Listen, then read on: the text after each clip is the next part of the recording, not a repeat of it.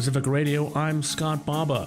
U.S. Secretary of State Antony Blinken returned to the Middle East today as a proposed Israel-Hamas ceasefire deal hangs in the balance after the dramatic rescue of 4 Israeli hostages held in Gaza in a major military raid and turmoil in Prime Minister Benjamin Netanyahu's government.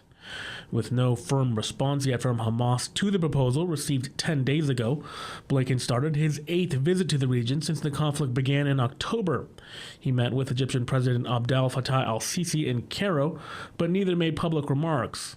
Blinken will also travel to Israel, Jordan, and Qatar. While President Joe Biden, Blinken, and other U.S. officials have praised the hostage rescue, the operation resulted in the deaths of over 250 Palestinian civilians and may complicate the ceasefire push by emboldening Israel and hardening Hamas's resolve to carry on fighting in the war it initiated with its October 7th attack on Israel. Meanwhile, Benny Gantz, a centrist member of Israel's 3-man war cabinet, has announced his resignation, accusing Prime Minister Benjamin Netanyahu of mismanaging the war effort and putting his own political survival over the country's security needs. The move does not immediately pose a threat to Netanyahu, who still controls a majority coalition in parliament, but he becomes more heavily reliant on far-right allies who oppose the latest U.S.-backed ceasefire proposal and want to press ahead with the war. Gantz joined Netanyahu's government shortly after the October 7th attack. His presence boosted Israel's credibility with its international partners.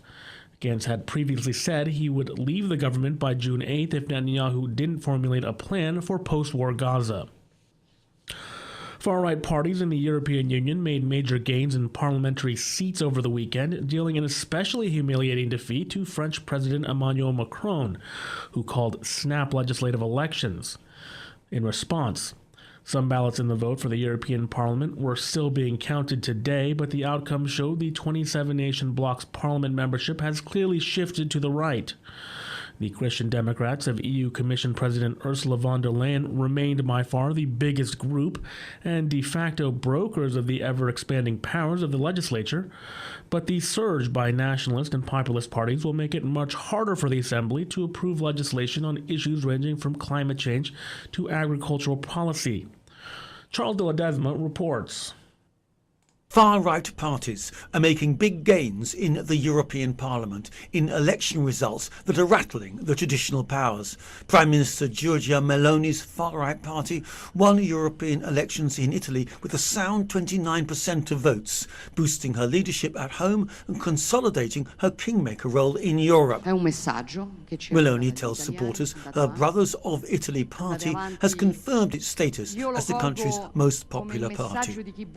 Meanwhile, in Germany, unpopular governing parties sank to feeble results, and the far-right Alternative for Germany made gains. The mainstream conservative opposition was the country's strongest political force by a distance, projections showed. I'm Charles de Ledesma.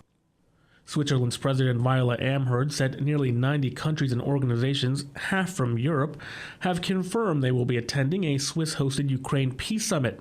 However, Russia won't be there. Amherd told reporters today that the summit will aim to chart a path towards possible peace nearly 28 months after Russian forces invaded Ukraine. The Swiss president said most participants would be top country leaders and a handful from organizations like the United Nations. French President Emmanuel Macron, German Chancellor Olaf Scholz, and U.S. Vice President Kamala Harris are expected to attend. Moscow has not been invited to the conference, but said it would not have attended anyways, as the conference is based on the peace proposals of Ukrainian President Volodymyr Zelensky that Russia rejects. Narendra Modi meets his new cabinet today, a day after he was sworn in as India's Prime Minister for the 3rd time. His party has not secured a majority in the elections, raising questions about the stability of his government. Neha Punia reports from New Delhi.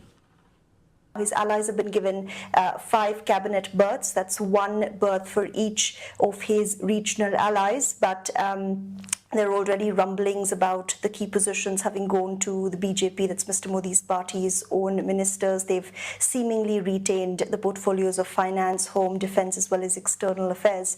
And some allies have said they will wait for Mr. Modi to take remedial measures. So it's unclear, what sort of wrangling will continue and what other other sort of concessions will Mr. Modi have to make? And that was Neha Punya. The criminal trial of President Joe Biden's son is heading into its final stretch as the defense tries to chip away at the prosecution's case, laying bare some of the darkest moments of Hunter Biden's drug-fueled past.